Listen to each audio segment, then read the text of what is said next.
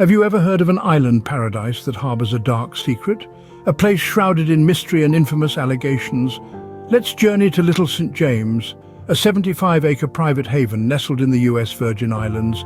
Its owner, the billionaire Jeffrey Epstein, fondly referred to it as Little St. Jeff. Yet the locals had a far less endearing name for it: Pedophile Island. This island, despite its idyllic setting, was far from an innocent paradise. It entertained guests from all corners of the globe, the crème de la crème of society. Celebrities, scientists, even members of royal families would touch down in a private jet, only to board a helicopter to this secluded retreat. Yet, beneath the veneer of luxury and exclusivity lurked a sinister reality. A criminal complaint from the Attorney General of the US Virgin Islands painted a chilling picture. It described Little St. James as the perfect hideaway and haven for trafficking young women and underage girls for sexual servitude, child abuse and sexual assault. To the world, it was a billionaire's paradise. But to its victims, it was a place of unimaginable horror. But how did a private paradise transform into a haven for alleged sexual abuse? The tale of this transformation is as chilling as it is intriguing.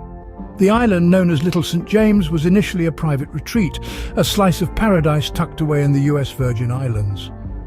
It was a place where the elite could unwind, far from the prying eyes of the world.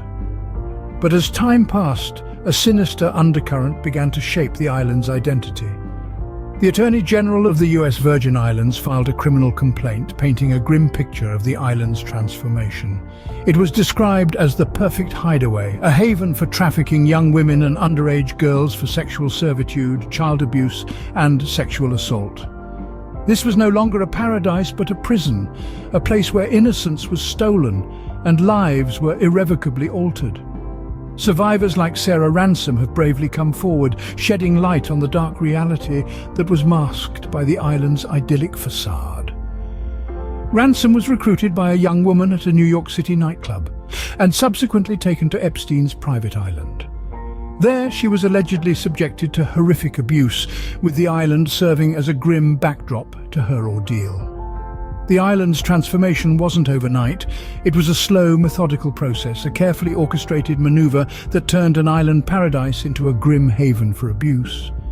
The elites who once flocked there for leisure were replaced by a constant influx of young women and girls, allegedly trafficked for the sole purpose of sexual exploitation. The once proud owner, Jeffrey Epstein, allegedly used the island's seclusion to his advantage, creating an environment where abuse could occur without the fear of repercussions. His associate, Ghislaine Maxwell, was allegedly a key player in this operation, actively facilitating the abuse that took place on the island. Behind the island's lush landscape, a sinister operation was allegedly in play, turning paradise into a prison. So, what happened when the island's dark secrets were finally revealed?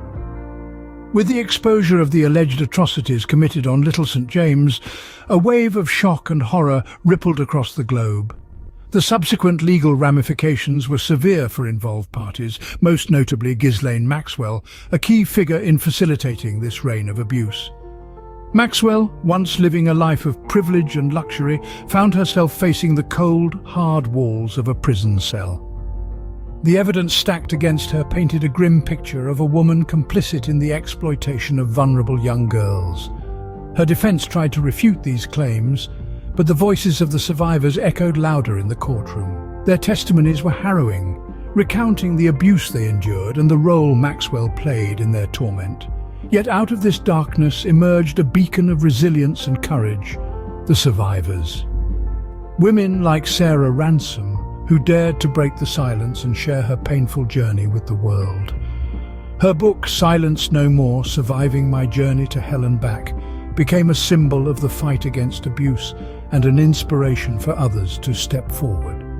Ransom's call for lifelong imprisonment for Maxwell resonated with many, highlighting the importance of holding perpetrators accountable for their actions. It served as a reminder that no amount of power or wealth should shield one from the consequences of their actions. The aftermath of these revelations has been a mix of justice, healing, and a renewed determination to combat such heinous crimes.